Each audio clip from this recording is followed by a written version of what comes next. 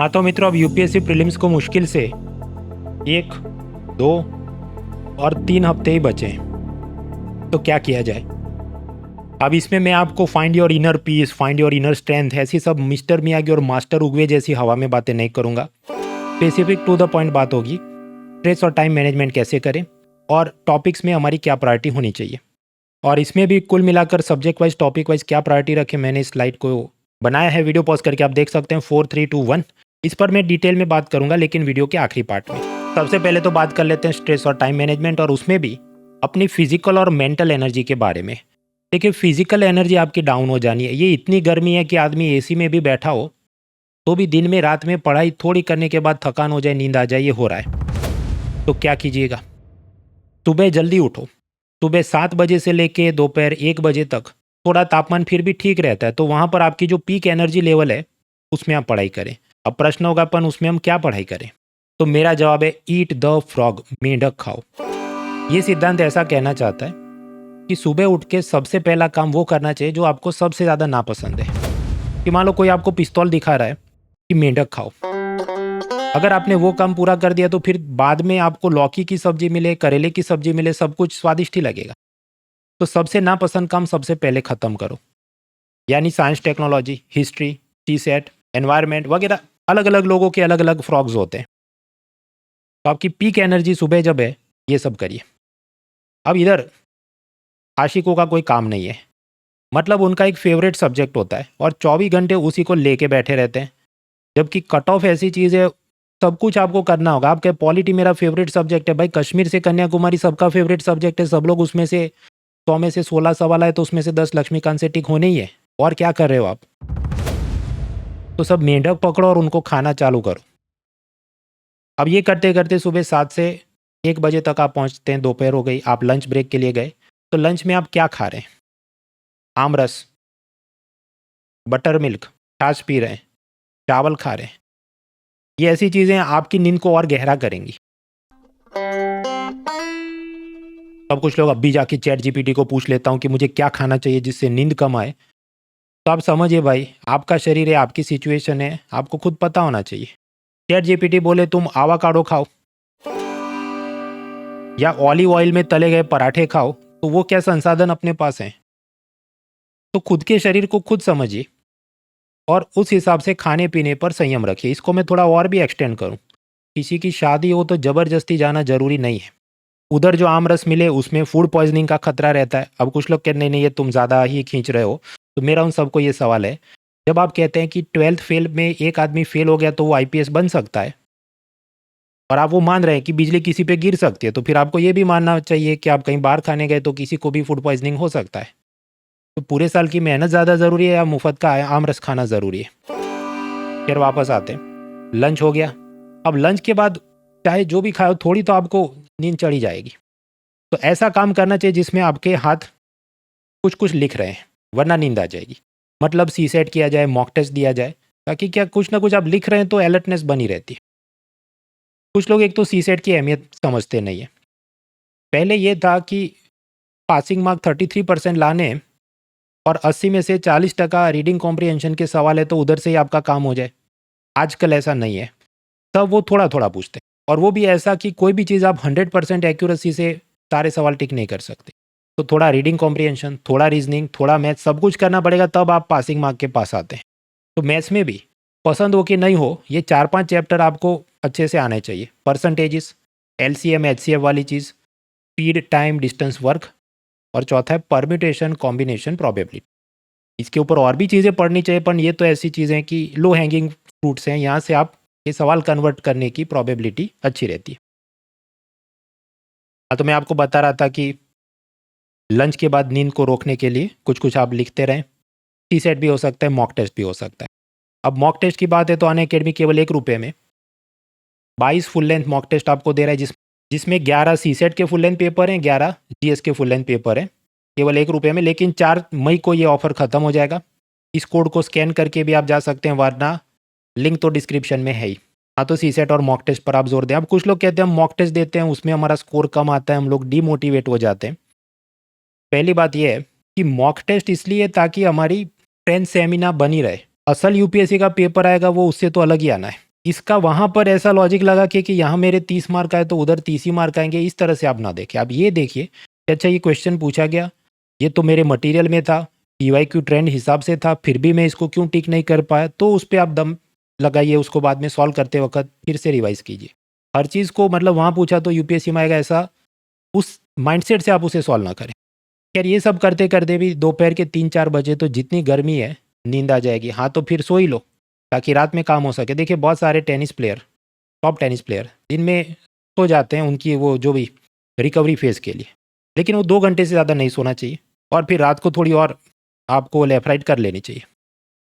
अब इवनिंग और नाइट में क्या करें कि आप मान लीजिए 4 बजे सोए, 5:30 बजे उठ गए, उसके बाद वापस आपकी एनर्जी लेवल अब ठीक होगी, तो पीक एनर्जी लेवल है तो वापस आप हैवी सब्जेक्ट पकड़िए।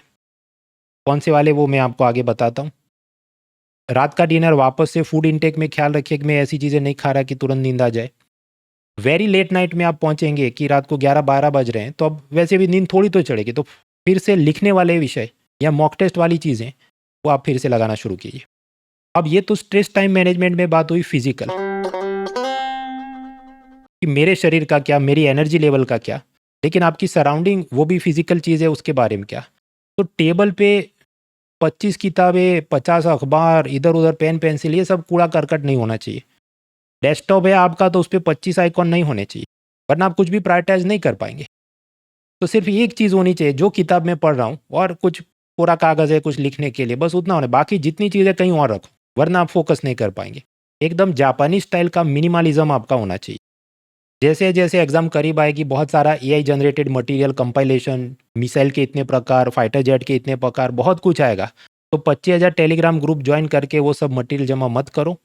उसका स्ट्राइक रेट या रिटर्न ऑन इन्वेस्टमेंट बहुत कम है, जो मैं इस वीडियो के एंड पार्ट में प्रूव भी करूंगा। तो ये तो अपनी फिजिकल बॉडी और सराउंडिंग की बात हुई। अब मेंटल एनर्जी की बात करते हैं। बोतल में बहुत सारी चॉकलेट है, मैं खाऊंगा दांत खराब हो जाएगी, मैं कह ठीक है इस पे मैं एक ताला लगा देता हूँ तो अब मैं नहीं खाऊंगा। लेकिन चाबी मेरे पास है ना, तो मेरा मन फिर भी लगा रहेगा कि अच्छा खोल के एक आध स्वाद ले लेते हैं। तो जब तक चाबी मेरे पास है मेरी इच्छा और नज़र वहीं पर टिकी रहेगी। तो सॉल्यूशन क्या है, ये बोतल भी और ये चाबी भी मैं तालाब में फेंक दूं तो मुक्ति हो जाएगी इससे। सिमिलरली आपका ये इंस्टाग्राम, फेसबुक, सोशल मीडिया, मैं खुद को इससे रोकने के लिए कोई स्क्रीन टाइमर, कुछ ऐप लॉक कर दे, डिजिटल डिटॉक्स कर दे, ऐसे नए ऐप्स इंस्टॉल कर देता हूँ कि जैसे एक फॉरेस्ट ऐप है, एक वन सेक ऐप है। लेकिन आप समझ फिर भी उसमें भी आपको तो इच्छा होगी, चलिए 30 मिनट का आपने टाइमर लगाया, 15वें मिनट पे आपको इच्छा हो रही है, तो चॉकलेट की चाबी आपके हाथ में है, तो बेहतर क्या तालाब में फेंक दो, सब अनइंस्टॉल कर दो। 3 वीक ही है, फिर वापस रीइंस्टॉल कर देना। तो ट्विटर, इंस्टाग्राम, टेलीग्राम जो भी है सब कुछ डिलीट कर दीजिए। व्हाट्सएप शायद अगर आप रखना चाहें कि उसमें नहीं मेरे एकदम इंपॉर्टेंट दोस्त हैं, कुछ इंपॉर्टेंट अपडेट आ गए, ठीक है। बाकी जितनी चीज़ें हटा दो। स्ट्रेस, सेल्फ डाउट, ये सब यही चीज़ों से आ रहा है आपको। अब कुछ ऐसे नहीं नहीं मैं किसी से अगर बात नहीं करूं तो मेरा स्ट्रेस और बढ़ जाता है, लोनलीनेस महसूस होती है, तो आप AI जो भी है, क्लॉड, ग्रॉक, जेमिनाई, उसकी मोबाइल ऐप इंस्टॉल करो, उसमें एक वॉइस मोड होता है, उसके साथ बात कर लो। लेकिन उसको आप पहला प्रॉम्प्ट ये दो कि you are my performance coach for UPSC। फिर आपको जो चर्चा करनी है कि आज नया ये बिल पास हुआ था, इस पे बात करते हैं, मेरा आज का दिन ऐसे रहा, मेरे ये टारगेट्स थे मैं नहीं कंप्लीट कर पाया, सच बोलिए। जैसे वो क्रिश्चियंस चर्च में जाते हैं तो प्रीस्ट के सामने सब कुछ कन्फेस कर लेते हैं कि मुझसे ये गलतियाँ हुई थी। अगर आप ये AI परफॉर्मेंस कोच वाली चीज़ है उसको सही में इस्तेमाल करना चाहते हैं तो आपको कन्फेस करना होगा कि मैं ये गोल लेके चला था लेकिन दिन में मुझे यहाँ यहाँ ये तकलीफें आई। तो आपको एकदम वो सटीक कहेगा कि उस वक्त आपको क्या करना है। इसी के कंटिन्यूएशन में कि ये जो एक निर्भरता, डिपेंडेंसी मेंटालिटी है, उससे आप बाहर आइए। अगर कोई चीज़ 20 मिनट पढ़ के समझ आ जाए तो 40 मिनट वीडियो देखने मत बैठो, खासकर जब 3 हफ्ते ही बाकी हैं प्रीलिम्स को। और इसी के कंटिन्यूएशन में मैं कहना चाहूँगा कि मैराथन वीडियो का बहिष्कार करो। किताब से आप पढ़ेंगे जल्दी खत्म हो जाएगा, मैराथन के नाम पे आप समझो जो पढ़ के पास होना हो ही गया, ये इसका कोई कल्याण होना नहीं है। मैं भी अभी पेज व्यू के चक्कर में मुझे इकोनॉमी का मैराथन इसी चैनल पे डालना पड़ा, लेकिन उसकी भी शुरुआत में मैंने यही कहा है, मैं इसका बिल्कुल हिमायती नहीं हूँ, ये इंडस्ट्री गलत दिशा में जा रही है। उसी तरह मित्रों, जैसे जैसे एग्ज़ाम करीब आती है बहुत सारे लोग आपको उस्तरा देने आ जाते हैं कि जिसे वो लोग कहते हैं कूल एलिमिनेशन ट्रिक्स। कि देखो, तुम्हें कुछ भी पढ़ के जाने की ज़रूरत नहीं है। साइंस का कोई भी सवाल दिखे उसमें आंख बंद करके डी या ऑल ऑफ द अबव टिक कर देना है। उसी तरह कोई भी स्टेटमेंट में लिखा हो this is the highest bridge in the world, tallest bridge in the world, तो ऐसे एक्सट्रीम वर्ड वाले जो क्वेश्चन होते हैं उसमें वो स्टेटमेंट हमेशा रॉन्ग होता है, आंख बंद करके टिक कर देना है। तीसरा, कोई भी स्टेटमेंट में अगर डेट्स, नेम्स, नंबर्स ये दिए हैं तो ये भी सब रॉन्ग होते हैं, एलिमिनेट कर दो। और चौथा, बहुत सारे वर्ड एसोसिएशन, ये शब्द इसके साथ जुड़ा होना चाहिए, इसका ऐसा मतलब हो सकता है करके, वो भी आप टिक कर दो, तो आपके जवाब करेक्ट हो जाएंगे। कुछ पढ़ के जाने की ज़रूरत नहीं है। हमारा ये वीडियो लाइक, शेयर और सब्सक्राइब कीजिए। अब तकलीफ ये है मित्रों कि इस टाइप की जो भी एलिमिनेशन ट्रिक्स हैं, जो कोई स्टूडेंट 2-3 बार अटेम्प्ट दे के बैठा है, जिसका फाउंडेशन बहुत स्ट्रांग है, जिसको बहुत सारा पेरिफेरल नॉलेज है ताकि वो इसे एलिमिनेट कर सके, ऐसे विद्यार्थी जिन्होंने बहुत सारा इतर वाचन, पेरिफेरल रीडिंग किया है, जिससे वो बहुत सारे स्टेटमेंट्स एलिमिनेट कर सकते हैं और उनकी गट फीलिंग भी सही जाती है, तो उनके लिए ये सब काम में आ सकता है। बाकी बहुत सारे स्टूडेंट ऐसे हैं कि वो बालक का फाउंडेशन ही वीक है, बराबर से रिवीजन भी ठीक से नहीं किया, तो उसे ऐसे सब उस्तरे देने, वो नेगेटिव मार्किंग में बालक खुद को ही घायल कर देगा। तो इन सब से भी आप बचिए। At the end of the day, subject पर आपका कितना कमांड है, कितने फैक्ट्स आपको याद हैं, वही आपको अंत तक ले जाएगा। ये सब एलिमिनेशन ट्रिक्स वो चोंचलेबाजी है। तो मैं आपको बात कर रहा था स्ट्रेस और टाइम मैनेजमेंट के बारे में। अब हम एग्जैक्टली जाते हैं टॉपिक प्रायोरिटी में। तो सबसे पहले हम लोग एक मैट्रिक्स बनाते हैं। ऐसे सब्जेक्ट जिसको आप हेट करते हैं, ऐसे सब्जेक्ट जिसको आप लव करते हैं, फिर ऐसे सब्जेक्ट जिसको आप हेट भी करते हैं लेकिन उसमें से कम सवाल आते हैं। For example sports, micro economics की पिछले 13-14 सालों में मुश्किल से 1-2 सवाल यूपीएससी ने पूछे हो। फिर ऐसे सब्जेक्ट जिनको आप हेट तो करते हैं लेकिन उसमें से सवाल ज़्यादा आते हैं, कि जैसे CSAT, science, technology, environment, history. और मैंने शुरुआत में जो आपको बताया ईट द फ्रॉग, कि जो सबसे नापसंद चीज़ है इसे आपको अब ख़त्म करना होगा। तो सुबह उठ के जब आपकी एनर्जी लेवल हाई है, इन पे आप फोकस करें। फिर आखिर में ऐसे सवाल, ऐसे सब्जेक्ट्स होंगे कि जिसे आप प्यार भी करते हैं और उसमें से सवाल भी अच्छे खासे आते हैं, जैसे पॉलिटी, इकोनॉमी, ज्योग्राफी। तब जो भी सीरियस है तो पूरा 1 साल इसको पढ़ के ही बैठा है। ऑफकोर्स इसको और पॉलिश मारना है, लेकिन उससे पहले आपको ये जो चीज़ है जिसे आप हेट करते हैं और जिसमें से सवाल भी आ रहे हैं, उस पर फोकस करें। कुल मिलाकर पूरी मैट्रिक्स इस तरह से बनेगी। एक एक करके इसके ब्लॉक्स हम समझते हैं। Let's start with science technology. Video pause करके 2025 प्रीलिम का एक क्वेश्चन आप ट्राई करें। 4, 3, 2, 1। अब देखिए, ये जो माजोराना माइक्रो प्रोसेसर चिप थी, माइक्रोसॉफ्ट कंपनी ने बनाई थी, और ये लगभग हर एक कोचिंग वाले ने, हर एक करंट अफेयर्स पीडीएफ वाले ने, हर एक अखबार ने इस पे तो चर्चा की थी। तो आपको नहीं पता इसका मतलब कि आप ही अपना सर रेत में गाड़ के बैठे थे। There is no excuse for it, आपको पता होना चाहिए। तो इस कारण से साइंस टेक्नोलॉजी में आप पाएंगे थियरी से ज़्यादा करंट अफेयर्स आजकल पूछते हैं, और उसमें सबसे पहली प्रायोरिटी आप दीजिए information communication technology related current affairs जो लास्ट 2 ईयर्स में चर्चा में थे। इसके वास्ते, क्योंकि फिजिक्स, केमिस्ट्री, बायोलॉजी बाकी भी सब पूछते हैं, लेकिन यहाँ पर आपका कन्वर्जन या स्ट्राइक रेट अच्छा होगा। कई बार आसान से साइबर सिक्योरिटी के, वायरस, ट्रोजन वेयर, हैकिंग के वो सवाल पूछते हैं, एक एक लाइन में टिक हो जाते हैं। तो ये आपकी फर्स्ट प्रायोरिटी होगी। उसके बाद बायोटेक्नोलॉजी, जिसमें करंट अफेयर्स भी और साथ ही साथ क्लास 11-12 की बायोलॉजी में जो बायोटेक का एप्लीकेशन और थियरी का सब दिया है, वो भी आप देखिए। हालांकि ये थियरी ऐसी है जो हर साल नहीं पूछते, पर हर दूसरे तीसरे साल यहाँ से आपको कुछ ना कुछ डायरेक्टली इनडायरेक्टली मिल जाता है। Then third priorities clean energy related जो भी इन्वेंशन हुए, थियरी समझनी है, वो आप देख लीजिए। खास कर ये electric vehicle, battery charging, pumped hydrogen या pumped storage, hydrogen powered cars and so on. फिर चौथा मिलिट्री, ड्रोन, मिसाइल वगैरह में क्या नया चल रहा है।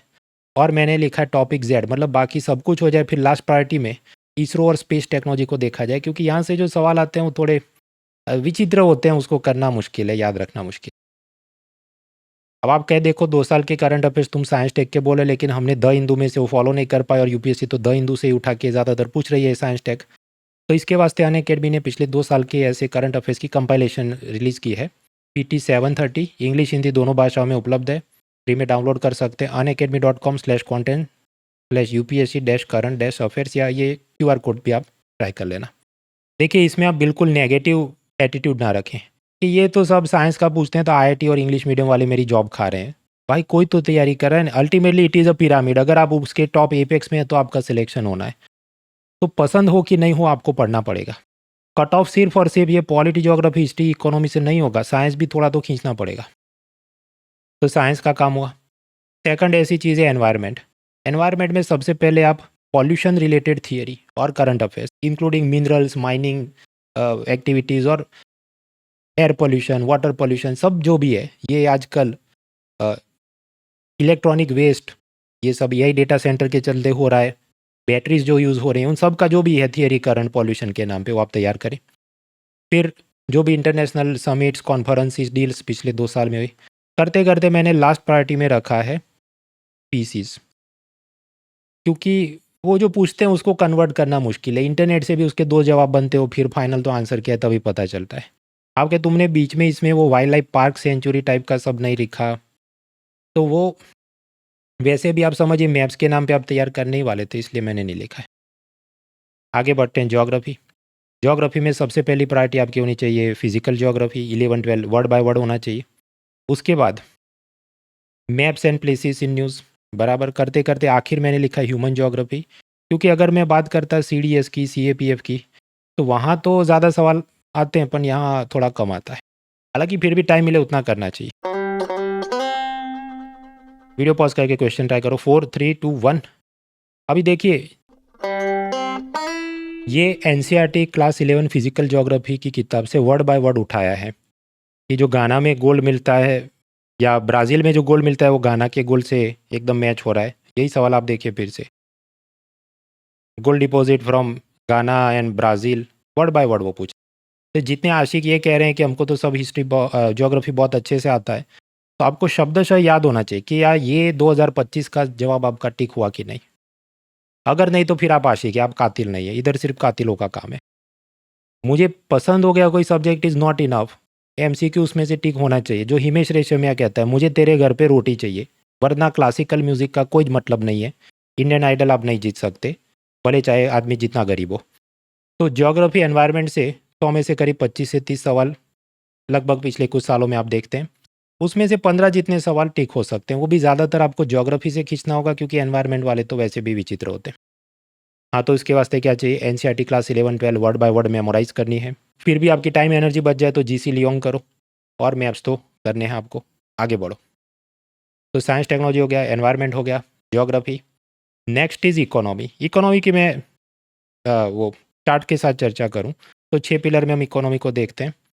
सबसे पहला पिलर है मनी, बैंकिंग, फाइनेंस, इंश्योरेंस। अब इसमें भी हाईएस्ट प्रायोरिटी जानी चाहिए पिलर 1A2 रेपो रेट और मॉनेटरी पॉलिसी की थियरी। उसके बाद पिलर 1C मतलब share market, financial instrument, all the way up to company law, corporate social responsibility, वो सब। ये जब हो जाए फिर बाकी के चैप्टर जो भी पिलर 1D है, मान लो कि insurance, pension, financial inclusion, 1A1 digital payment, bitcoin वगैरह, वो सब आप देखें। तो दैट इज़ पिलर 1। उसके बाद पिलर 2 बजट टैक्सेशन में तो जितनी थियरी है, जितनी ये डेफिसिट की फॉर्मूला है, बजट के पार्ट्स का क्लासिफिकेशन है, वो सब पे ध्यान। और पिछले 1-2 साल में जो चर्चा में क्या रहा, 16 फाइनेंस कमीशन, GST 2.0 के स्लैब सुधार, ये सब आप देख लीजिए। तीसरा जो पिलर है उसमें करेंसी एक्सचेंज की थियरी कि ये होने पर रुपया स्ट्रांग होगा, वीक होगा, और बैलेंस ऑफ पेमेंट का classification, current account, capital account में क्या होता है, ये सब आप देख लीजिए। बाकी इंटरनेशनल ऑर्गेनाइजेशन, WTO वगैरह तो ठीक है, पता होना चाहिए, पर उसके अलावा जितना आसियान में ये, ब्रिक्स में ये थीम था, तो वो सब भगवान मालिक है। ऑफकोर्स करना चाहिए करंट अफेयर्स PDF जो अनअकैडमी ने बनाए, पर एक हद से ज़्यादा समझो return on investment is not so great. आप कहे G20 में करके जाऊँगा, पर वो उसके एकदम लो प्रोफाइल छोटे छोटे देश का आपको पूछना शुरू करे, एक हद के बाद वो थोड़ा मुश्किल हो जाता है। पिलर 4 उसमें हाईएस्ट प्रायोरिटी थियरी जो है GDP और इन्फ्लेशन की, और उसमें लेटेस्ट करंट अफेयर्स क्या था कि बिहेवियर चेंज हुए, ये हो जाए उस पर। उसके बाद पिलर 4 है एग्रीकल्चर, उसकी सारी योजनाएं और जो थोड़ी बहुत थियरी है यूरिया और फर्टिलाइज़र और लैंड रिफॉर्म्स के बारे में, वो देखी जाए। फिर टाइम बचे तो बाकी manufacturing, service sector, labour laws, ये सब। पांचवा पिलर इंफ्रास्ट्रक्चर, वो तो भगवान मालिक है। उसका कारण ये कि वो ज़्यादातर जनरल नॉलेज पे चले जाते हैं, पोर्ट्स और हाईवे और न जाने क्या क्या। आपको से एग्जाम खत्म होने के बाद मैं प्रूव कर देखो ये PDF में मैंने इधर दिया था, पर वो सब याद करना मुश्किल। तो जब आपके पास सिर्फ 3 वीक है तो प्रायोरिटी में इसको थोड़ा पीछे रखिए। फिर आखिर में आता है पिलर 6 ह्यूमन रिसोर्स डेवलपमेंट। इसमें भी लेटेस्ट करंट अफेयर्स में सेंसस की जो प्रक्रिया चली उसकी थियरी करंट, पैरेलली पॉलिटी में डिलिमिटेशन का मुद्दा, ये सब पता हो। और पिलर 4 सी पॉवर्टी कैसे नापी जाती है, अलग अलग देशी विदेशी तरीके, लेटेस्ट डेटा क्या है। और पिलर 4E मतलब human development index, sustainable development goals, उसके एसोसिएशन में और जो भी कॉन्फ्रेंस समिट वगैरह पिछले 2 साल में हुई हो, that should be the target areas. Health, education, mother, children, सबकी योजनाएं बहुत सारी हैं, पर जब करने बैठो और उसका रिटर्न ऑन इन्वेस्टमेंट देखें तो एक हद से ज़्यादा वो क्या एक बहुत बारीक बारीक पूछते हैं। जो इंडिया ईयरबुक में आप वर्ड बाय वर्ड रट के गए हों तब जाके उसमें थोड़ा मज़ा रहे। हालांकि नई जो करंट अफेयर्स हुई उस पर ध्यान हो, क्या हुआ नया कि मनरेगा के बदले नई योजना कौन सी है, विकसित भारत, जी राम जी। हाँ, तो उसकी सब आपको डिटेल पता होनी चाहिए। वैसे पूरे साल के इकोनॉमी के करंट अफेयर्स की मेरी फ्री सीरीज़ चलती है, ऑलरेडी उसमें 5 फरवरी से बहुत सारे क्लास हो चुके हैं, और उस सीरीज़ का आखिरी क्लास 10 मई रविवार रात 9 बजे अनअकैडमी पर मैं लाइव स्ट्रीम करने वाला हूं, जिसमें हम पिलर 5 इंफ्रास्ट्रक्चर और पिलर 6 ह्यूमन रिसोर्स डेवलपमेंट के पिछले 1 साल के अपडेट्स देखेंगे। आपके तो 2 पिलर पढ़ाने वाले तो 2 लेक्चर रखते, पर असल में उतना सब माल है ही नहीं। पिछले मैं आपको पहले भी बता चुका हूँ कि नए बजट में चीज़ें कम ही रही है, तो एक लेक्चर का काम है और हैंडआउट भी आपको मिल जाएगा। तो आज ही अनअकैडमी ऐप इंस्टॉल करें, मृणाल पटेल सर्च करें, फ्री क्लासेस टैब्स में जाए, आपको सब कुछ मिल जाएगा। हाँ, तो अब मैं इसको वापस रिकैप करूँ। साइंस टेक्नोलॉजी हो गया, एनवायरनमेंट हो गया, geography, okay, now economy. Economy के अंदर भी मैंने बताया कि ये प्रायोरिटी होनी चाहिए, और अंत में आखिरी प्रायोरिटी मैंने रखा है pillar 5 infrastructure and micro economics, जो पिछले 13-14 साल में मुश्किल से 2 बार सवाल पूछे गए। मतलब बाकी सब हो जाए और अंत में टाइम बचा तो आप समझिए टॉपिक जेड में मैंने जितना लिखा है उस पर आप ध्यान दीजिए। हालांकि ये भी हो सकता है कि यूपीएससी आपको सबक सिखाने के लिए और मुझे नीचा दिखाने के लिए यही सब सबसे ज़्यादा पूछे, तो फिर वो तो भगवान मालिक है, उसका तो कोई इलाज है नहीं। इकोनॉमी में एक अच्छी बात यह है कि एक दो सवाल रिपीट होते रहते हैं जो पिछले 2-5 साल में उन्होंने पूछे हो। जैसे कि 2019 में उन्होंने पूछा था पेट्रोलियम नेचुरल गैस का regulatory board, major minor minerals के बारे में कुछ पूछा गया था। वही चीज़ें 2025 में फिर से रिपीट हुई थी। तब पुराने पेपर्स भी डाउनलोड कीजिए, बार बार उसको सॉल्व कीजिए, उससे भी आपको फ़ायदा होगा। इसमें अनअकैडमी ने ये सब फ्री में बना के ही रखा है, प्रीलिम्स मेंस दोनों के लिए। तो unacademy.com/content/upsc/downloads पे आप जाएँ, आपको सब मिल जाएगा। इकोनॉमी के बाद नेक्स्ट इज़ पॉलिटी। पॉलिटी में भी आप देखिए, कुछ लोग ये पॉलिटी में तो सब कुछ कंसेप्ट से ही सॉल्व हो सकता है। अच्छा, तो वीडियो पॉज करके क्वेश्चन ट्राई करो। 4 3 2 1 आते इसमें कौन सा कंसेप्ट है, सब कुछ रट के ही तो जाना था। एक और क्वेश्चन आप देखिए, 4 3 2 1 इसमें कौन सा कंसेप्ट है। अगेन कि उसकी ज्वाइनिंग एज मिनिमम क्या होनी चाहिए, वो सब तो आपको पता होना चाहिए। वो किस किस को इंक्वायर कर सकता है, नहीं कर सकता है, सो मैनी थिंग। तो क्या ये लक्ष्मीकांत में दिया है? नहीं दिया है तो फिर मैं वो छोटी छोटी चीज़ें अपडेट करूँगा। पुराने पेपर्स आप डाउनलोड करिए, और ना सिर्फ आईएएस के, सीडीएस, सीएपीएफ, ये सब का निकाल के आप करो पिछले 5 साल में क्या क्या हुआ जो मेरी नज़र से चूक गया है, वो सब आप उसमें अपडेट करिए। तो लोकपाल की ऐसी एंट्री से लेके बहुत कुछ छोटा छोटा आपका मिस हो गया होगा, देख लेना। ये भी सवाल देखिए, 4 3 2 1। अब देखिए ये जो चीज़ है मेजर माइनर मिनरल्स पे यूनियन और स्टेट की क्या राइट्स एंड रिस्पॉन्सिबिलिटी है, ये असल में इंडिया ईयरबुक से उन्होंने उठा के पूछा है। लक्ष्मीकांत में शायद गहराई से बात ना हो, तो ये छोटी छोटी चीज़ें आपको अपडेट तो करनी होगी। आप एक तरफ आप कहते हैं कि ये मेरा ये स्ट्रॉन्ग एरिया है, तो अगर स्ट्रॉन्ग एरिया है तो ये सब आपके डार्क स्पॉट्स या ब्लाइंड स्पॉट्स क्यों हैं? तो पॉलिटी में सबसे पहले शेड्यूल, आर्टिकल, अमेंडमेंट, जो भी फैक्ट्स हैं वो सब आपको रटने हैं। उसके बाद सेकंड प्रायोरिटी में पिछले 2 साल में जो भी नए कानून बने, ये डिलिमिटेशन, नारी शक्ति अधिनियम से लेके बहुत कुछ, जो भी जुडिशियल टर्म्स अलग अलग जो होती है, जैसे पुलिस कस्टडी, जुडिशियल कस्टडी, बहुत कुछ और भी हुआ होगा, तो वो पिछले 2 साल का पीडीएफ वगैरह में से आप देख लीजिए। फिर टॉपिक 3-4 में मैंने डाला है fundamental rights, duty, executive, parliament. Of course important है, पर मैं ये मान के चलता हूँ कि पिछले 1 साल में कई बार आप वो देख ही चुके होंगे, तो अभी वो उसको पकड़ के नहीं बैठना है। ईट द फ्रॉग के नाम पे बाकी चीज़ें पहले आपको करनी है। एंड देन टॉपिक जेड मैंने लिखा है अलग अलग bodies, ministry, department, yearbook type चीज़ें, कि जैसे टी बोर्ड का ऑफिस दुबई में है कि नहीं, से लेके बहुत कुछ। तो अंत में आप देखिए जब बाकी सब हो जाए, तो पॉलिटी में आप समझिए कि 100 में से जीएस के 100 सवाल में से 16 सवाल 2025 में थे, उसमें 10 से 13 तो सीधा लक्ष्मीकांत से हो जाए, लेकिन उसके ऊपर जो ऐड करना हो कि मान लो ये लोकपाल लोकायुक्त की ज्वाइनिंग एज ना दी हो, तो मिसिंग चीज़ें जो ऐड करनी है, पॉलिश मारना है। फिर what do you understand by liberty, what is the meaning of rule of law, ऐसी चीज़ें जो पॉलिटिकल साइंस की एनसीईआरटी में दी है वो आपको करनी है। इंडियन एक्सप्रेस की एक्सप्लेन सीरीज़ में ये जो अलग अलग नए नए कानून और जुडिशियल वर्डिक्स के डेवलपमेंट्स आए, अब हालांकि उसको तो आप नहीं देख पाएंगे, तो पीडीएफ में पिछले 2 साल का जो भी कंपाइलेशन है देख लीजिए। तो आपने समझिए जूता तो बना दिया, लक्ष्मीकांत आप पढ़ के बैठे, अब उसको पर ये नए नए पॉलिश मारने, ताकि 13 सवाल हो गए, बाकी 3 सवाल कहाँ से उठाओ, तो ये तपस्या आपको करनी होगी। हिस्ट्री पे बढ़ते पहले सवाल देखिए 4, 3, 2, 1। अब देखिए मोहनजोदड़ो हड़प्पा और उसमें डांसिंग गर्ल, इसमें से कौन से मटेरियल की थी? आपके गोल्ड तो नहीं होगा कुछ और, पर जो भी था भाई आपने सही टिक किया कि नहीं। मैं आपको बोलता हूँ कि 2-3 अटेम्प्ट वाली पब्लिक है जो मेंस लिख के बैठी है, बहुत सारे टॉपर्स जो हैं जिनको आईआरएस मिला, अब उनको आईएएस बनना है, फिर से एग्जाम दे रहे हैं, वो पब्लिक ये सब करेक्ट करके जाती है। आपको हिस्ट्री से नफरत है तो पूरी दुनिया ऐसा नहीं कि नफरत करके बैठी है, पसंद हो कि नहीं वो पढ़ना पड़ेगा। उसमें भी अच्छी बात क्या थी कि पहले हिस्ट्री काफ़ी विचित्र पूछते थे। 2025 के पेपर में 16 सवाल थे, उसमें से 8 से 10 तो ऐसे सवाल है कि कोई भी सीरियस व्यक्ति टिक कर सके, प्रोवाइडेड कि वो 11-12 की एनसीईआरटी रट के गया है, स्पेक्ट्रम उसने रटी है। आज़ादी के बाद का भारत, उसकी थोड़ी बहुत समझ, क्रोनोलॉजी, कौन सी पॉलिटिकल पार्टी इसने स्थापना की है पता हो।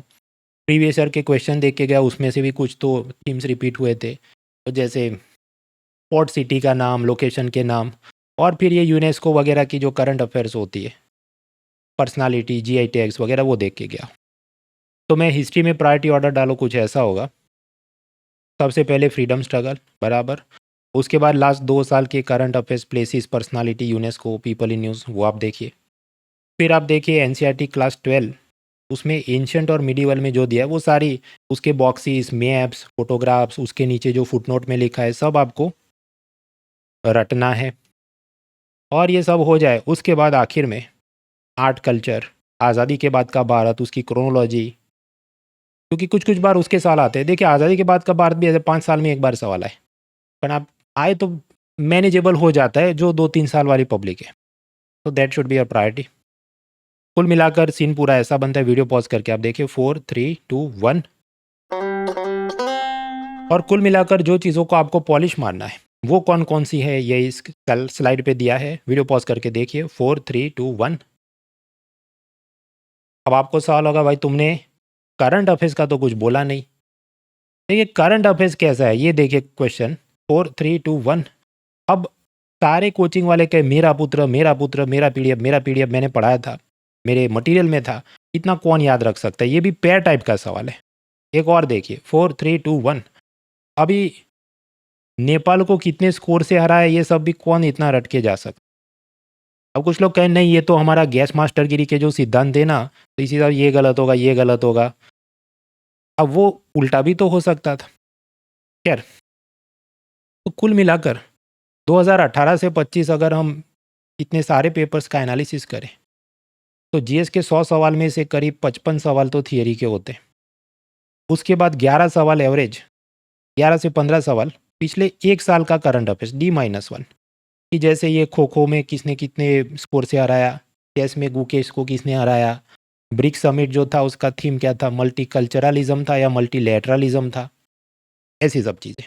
उसमें से समझो 11 से 15 सवाल है, 4 से 5 टिक हो सकते हैं, बाकी सब करंट अफेयर्स पीडीएफ वाला बोले हमारा 100% कवरेज था, वो कैसी बात है। 2 स्टेटमेंट पूछे उसमें से एक दिया, ये बोलेंगे हमने सब कुछ कवर किया था, जस्ट कीवर्ड भी मेंशन हो तो सब की हमारा ही पढ़ाया हुआ है। और मान लीजिए सब कुछ दिया हो, जैसे साइंस टेक्नोलॉजी या ये स्पेस टेक्नोलॉजी का कुछ पूछा हो, 4 स्टेटमेंट है, 3 स्टेटमेंट है, कितना आप रट के जाते। तो इसलिए मैं इसको एक तो अलग सब्जेक्ट समझता नहीं। आप जो भी साइंस टेक मैंने बताया पिछले 2 साल का देखो, पॉलिटी पिछले 2 साल का देखो, तो इसमें बहुत सारा आ ही जाएगा। खैर, फिर 55 सवाल थियरी के हुए, 11 से 15 करंट अफेयर्स पिछले 1 साल का हुआ, और बाकी 34 सवाल वो ऐसी चीज़ें 2 साल या उससे पुराने वाले कंटेम्पररी इश्यूज़। फॉर एग्जांपल पैसा ट्रांसफ़र करने की, आप जानते हैं नेफ्ट आरटीजीएस सिस्टम है जो आरबीआई चलाता है, पहले इस पे फीस लगती थी। कि मान लो आपने 10,000 रुपये ट्रांसफ़र किए तो उसमें 20 रुपये आप फीस चढ़ेगा और उस पे भी जीएसटी चढ़ेगा। फिर 2019 में आरबीआई ने कहा देखो ये सब हम डिजिटल पेमेंट को प्रमोट करना चाहते हैं, तो ये फ़ीस हम ज़ीरो कर देंगे। और क्योंकि फ़ीस ज़ीरो है तो उस फ़ीस पे जो जीएसटी लगता था वो चाहे जितना लगाओ ज़ीरो ही हो गया। अब ये जो डेवलपमेंट है 2019 में हुआ था, यूपीएससी ने पूछा 2025 में। हालाँकि मैं तो हर साल ये पढ़ा रहा हूँ अपने मटीरियल में, इसलिए मटीरियल लेंदी भी है।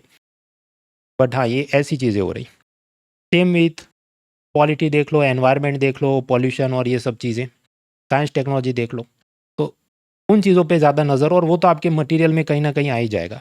तो अगर मैं एक ट्रायंगल के अंदर 45 डिग्री की ये लाइन बनाऊं तो उसमें ये वाला चीज़ तो नीचे रह गया, पिछले 1 साल का करंट अफेयर्स 34 सवाल, 2 साल या उससे पुराने थियरी के 55 सवाल।